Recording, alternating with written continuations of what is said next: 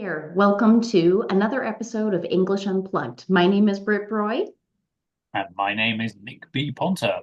I'm a business English trainer from the area of Ostwestfalen, focusing on assisting companies. I'm also a published author of fantasy books. And Britt and I are back for another informative video. Britt, it's always lovely to work with you. What's today's topic, Britt? Today's topic is formality, sometimes known in language training circles as register. So, today, what we want to do is provide you not only with some language tips on how to use appropriate formality for the situation, we also want to give you a few intercultural communication tips, and hopefully, you'll be able to take that away and use appropriate register when speaking and writing English. Sounds like a good plan. And yes, I agree. Formality is, it's intercultural. It's much more than just using different words, although that's also very important. And I think today we're going to mainly focus on spoken English, so formality in the spoken language, but we're not going to forget writing tips as well. There'll also be some of those coming along. Right, right. So the main focus will be on spoken English, but a few writing tips are in the mix as well. So, Nick, when we talk about formality or register, how do you understand this and how do you work with this concept when you are training your students? Well, when I train my students, it's very much on a practical level. And we also have to accept the fact that English is a relatively informal language. And I think the biggest difference to German is that we like to use first names and very quickly as well. Very different to German, which is much more Herr und Frau. English, not necessarily so. We're much, much quicker in using first names and to different levels of people, unlike in German. And the biggest tip I always give to people is not rude in English to address people with their first names. It's sometimes uncomfortable for non-English speakers, but it's absolutely fine most of the time to use first names. Yeah, that's right. That's right. Except, of course, if you are talking to a person who has an official governmental title or something like that. It's one piece of advice I always give students when they're traveling to the United States, that they address the immigration officers with sir or madam. Yes, sir. Yes, madam. Yes, ma'am. A little bit of formality and respect goes a long way in the right situations. And of course, if you have a chance meeting with the mayor of your city, then you would say something like Mr. or Mrs. Mayor, something like that. Yeah, but generally speaking, in other situations that are more formal, like an institution, academic institution, for example, a university or something like that, it's not common in the English language to address someone who has a PhD or a doctorate by the title, the academic title doctor. So, generally speaking, in an academic situation, you would also still use the first name in that case in English speaking countries. Even though it does feel a little strange, I've had students at the university call me professor or doctor, which is very flattering and very, very sweet. I don't hold an academic title at that level, but in their culture, it's very appropriate to show respect through the use of formal titles. So English is very, very, very different than a lot of other languages like German, the culture and language that we live and speak in. So if you're unsure, the best thing is to do just ask the person, may I call you by your first name? Right? Is a very good tip. Yes, and this is a question which I am asked very often in my business English lessons. For example, I remember a case a few years ago. Somebody, oh, Nick, can you help me? The boss of the company wrote to me and called me, hey, Linda, or something like that. How should I reply? And I said, Mm. well, what's his name? Mr. No, no, what's his name? Greg. Well, if he calls you Hey Linda, for example, then for me it'd be okay to write back Hey Greg. Now for German speakers, that might be uncomfortable to do that because it's not normal. But it is okay if you're unsure, maybe compromise by saying Dear Greg. or whatever their Mm. name may be. And that might be a good way of getting around the problem. But it's certainly not rude in English if somebody has already used your first name to counter it with their first name as well. It's absolutely fine in the English language.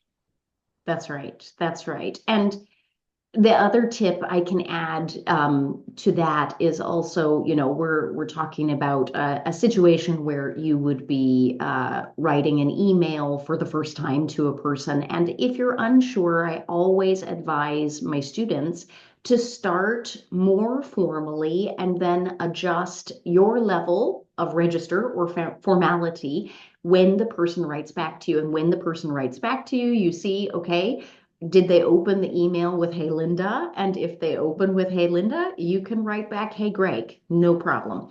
If the person stays a little more formal, and very typically in business emails, it's a good mix of formality and friendliness. So you will have a first name basis with more formal language, but the general advice is simply be a mirror to the person you're communicating with. And if they address you by your first name, you are more than allowed to address them by their first name. You agree? What I often do is when I write an email, maybe to somebody for the first time, and I'm writing formal because it's the first time, I would usually finish it with like maybe best regards and Nick. And then underneath that, Right. I've got my formal signature block. So I'm offering my first name. Um, Right. Exactly. I do exactly the same thing. And I think with you and I as native speakers, we could generalize it and say that is an unspoken invitation for the other person to use your first name. And most people will sign their emails with first names, but we shouldn't always be so informal. Isn't that right, Nick? I agree. I mean, there's a time and a place for everything. For example, if you're Mm. applying for a job, and even if you know somebody's first name, I certainly wouldn't write to somebody, "Dear Greg," if I'm applying for a job. Then I would go probably to the highest formality you're going to have. And if I was writing a job application, for example, or as you've already mentioned, to an institute, then I would go to the top level, like "Dear Sir" or "Madam," or you know, that's British English, American English, "Dear ladies and gentlemen," or "To whom it may concern." And these are the highest forms of formality. Everything in life has its right place at the right time, That's and this is right. one of them.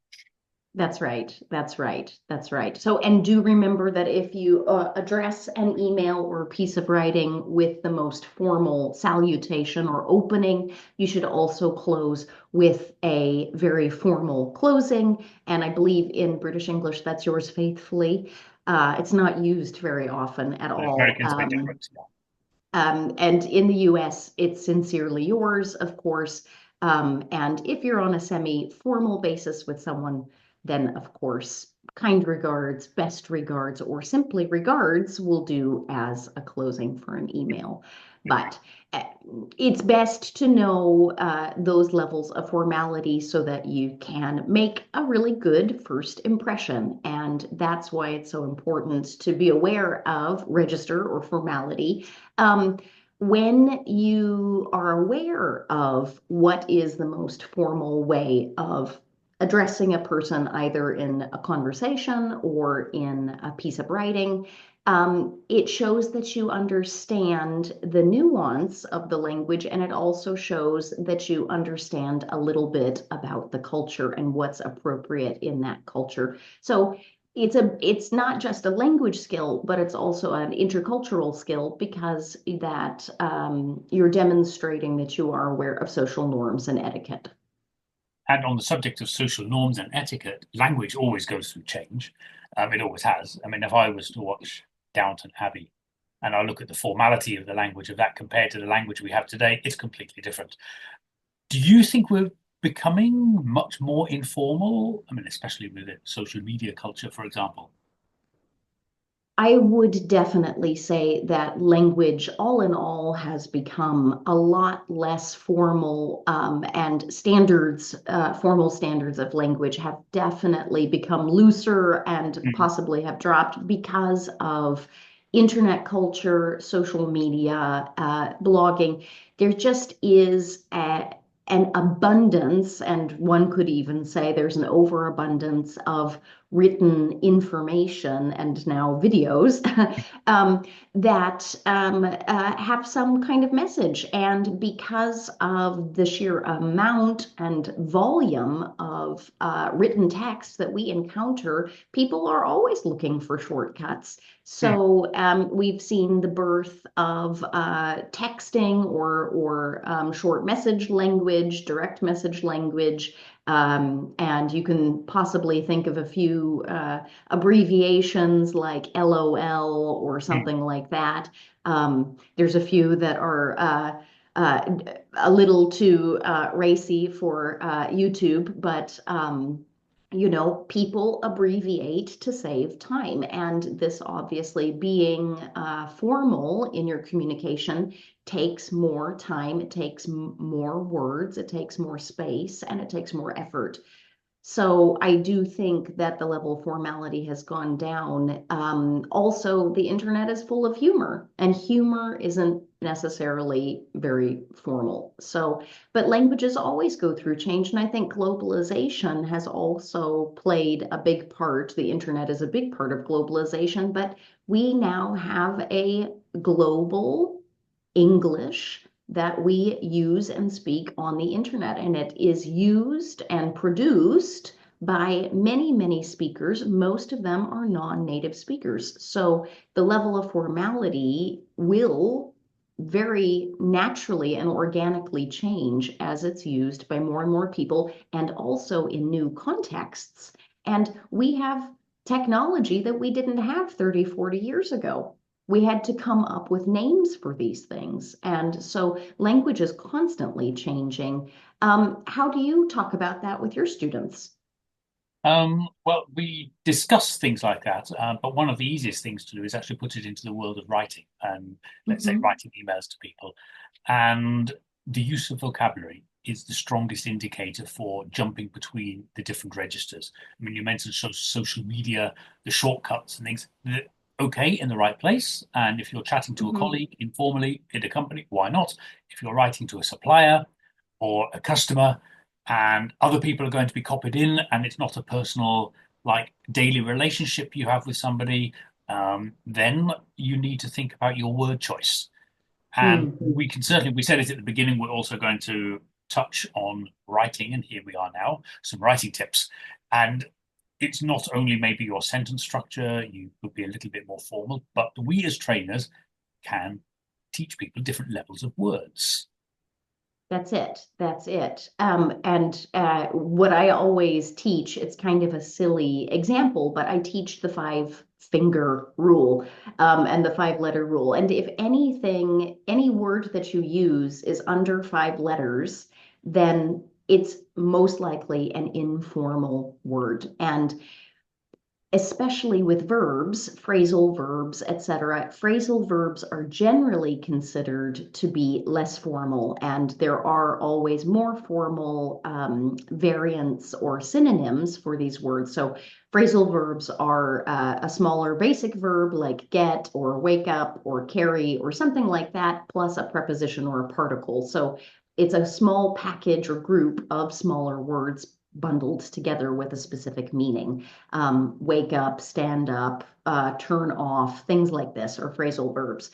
And those are generally informal. So when you're using or you would like to have a more formal register in writing, we would suggest obviously using verbs and also nouns that are a little bit more sophisticated. And should we give the viewers a couple of examples just so they know what we're talking about? Are you going to start with informal or formal? Have I got to I'll be? I'll start with the informality because So I'm I've the got to be formal. American. I'll be Yes, formal. you're British. You sound more formal. I sound more Okay, let's be informal. formal then, shall we, Britt? Yes. Um, I'll give you the example of the informal verb, and then you can give us an example of a more formal synonym. All right. So, how about the verb get? To receive.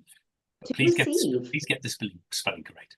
Yes, that's Receive. right. That's right. That's right. I before E except after C. I remember. What about the verb to need? I need something. Much nicer to say I require something. Sounds I much better. require.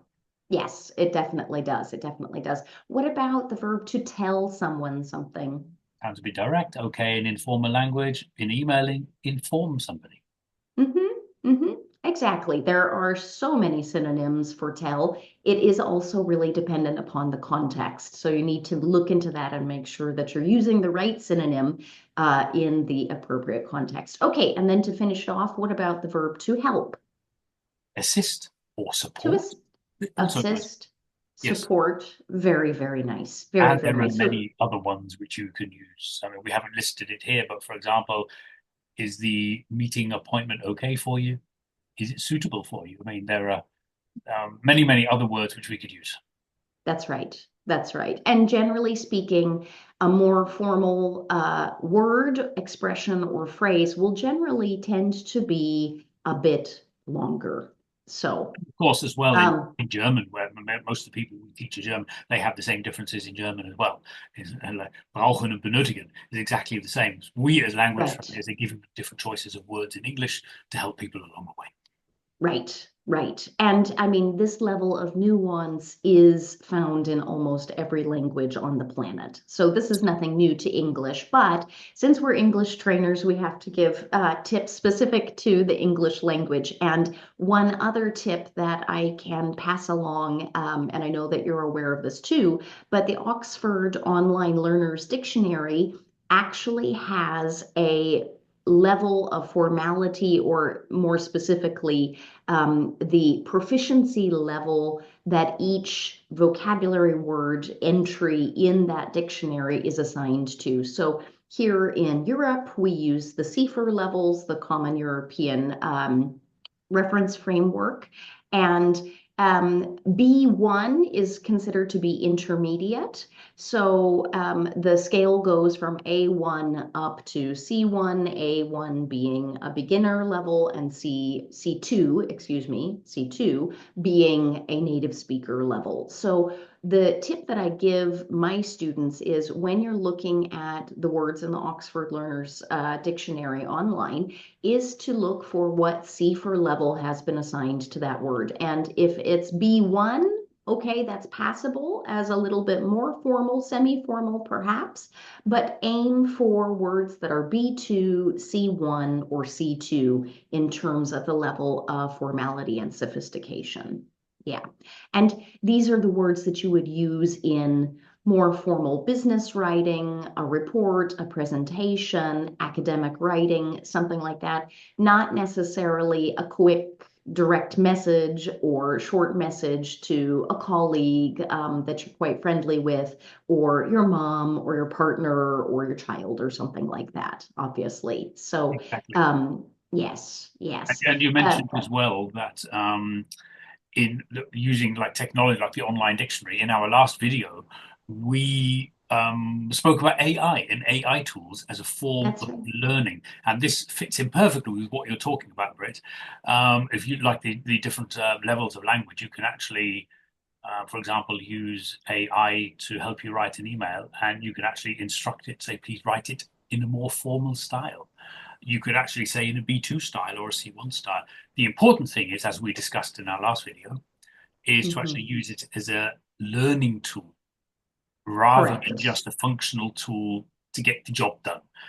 Correct. Because then you're not going to Correct. learn anything about the language. So it's getting this difference as well. But as you said, online dictionary, AI tools, also wonderful. That's right. And we'll post the link to that video here so that you can click onto that and get a couple of tips on how to practice and improve your level of English using all of the amazing AI tools that are out there. That was a really fun video to make. Well, So, and on the note, we'll just wrap up writing with one last tip that I'd like to point out. Because of the amount of information that we come across, another beautiful phrasal verb, more formal, encounter online, is the fact that most of us now write in very short bursts. So emails use very, very short paragraphs. Social media posts use very, very short paragraphs. Blogs use very, very short paragraphs. And this is in order to improve the readability and also the click away rate, right? So this is all based in search engine optimization and all of that. When you're writing in a more formal situation, like a business report or an academic paper or something like that, and this holds true in most languages, paragraphs are at least 4 sentences long, if not more, where the ideas are grouped together in one paragraph. So do be mindful about that as well when you are writing a little more formal piece of information. Yes. So, okay, Nick. So do we have any other tips now for the viewers out there? Yeah, I would definitely say, I mean, the English language is definitely very strong in using modals. Because, I mean, you already said that if your language is too direct, I mean, it may be effective. Some people may consider it rude or impolite. So in the English language, most of you listening to this will already know we love our woulds and coulds and shoulds and mays and mights. And we just, it softens the directness of the language. It makes everything more flexible. And I just have to say, it sounds nicer. Some people That's would say it. the English sentences are full of too much blah blah, but it's part of the culture. And language is culture, and we can make even a direct message very soft by using modal verbs. For example, I would disagree, rather than just saying, I think you're wrong. I mean, the modal verbs can send the same message, but in a much, much nicer way. That's right. Have you got any other language tips? Any other tricks Well, people could use? I'm glad you mentioned the way that the English language tends to soften a direct message to make it a little easier, hopefully, for the counterpart to hear. And oftentimes, the British culture, more so than the American culture, Hmm. is considered to be generally more low context or more high context, excuse me, high context meaning you need a little bit of background knowledge and experience to understand what is actually being said. And English is still pretty straightforward compared to some Asian cultures and things like that. But British culture and the Americans to some degree are more high context than, say, the German culture. So the use of modal verbs, like you said, can soften a very direct message and make it a little bit more pleasant for the general atmosphere of the conversation. So that's something also that needs to be taken account in terms of a more formal situation will generally be more polite and higher context than a very quick direct message over Slack or Teams or something like that.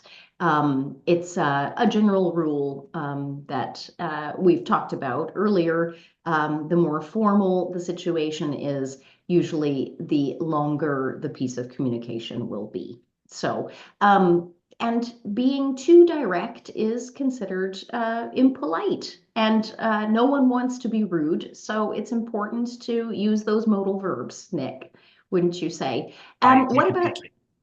you would agree completely, wouldn't I would you? agree completely. Yes. I couldn't disagree with you. Oh, I love it. I love it. I love it. I teach this all the time and it's so much fun. One other tip that we could talk about is the passive voice, no? I believe so. The passive voice is a wonderful tool to take away the personal in language.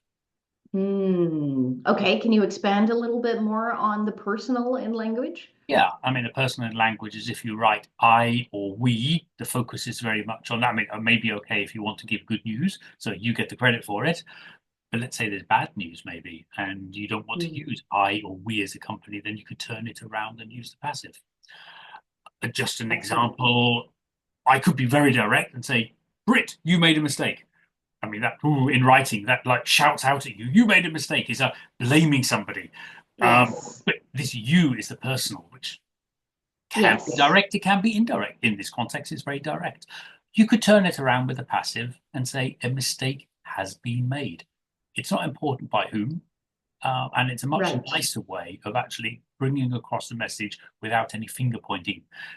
Correct, correct, which is something that you would want to avoid. There, I used another modal verb. You would want to avoid this. For example, if you were communicating with a customer who hasn't yet paid the invoice, for example. Also, if we bring it back to a intercultural communication context, some cultures are very sensitive about losing face or being embarrassed in front of other people. So when you directly blame someone for having done something, that can cause them to lose face. So you can express things in a way that are not so direct and personal. One way of doing that, like you beautifully said, is the passive. Another example I could give in using the passive is if for some reason you have the feeling that your counterpart hasn't understood what you wanted to say or has missed an important piece of information, it would be very direct and possibly quite rude to say, you didn't get my point, or you're not listening, or something like that. That is very, that's an indictment on the other person, very Yeah. blaming and accusatory. So you could say something like, I'm afraid there's been a misunderstanding. It doesn't point the finger.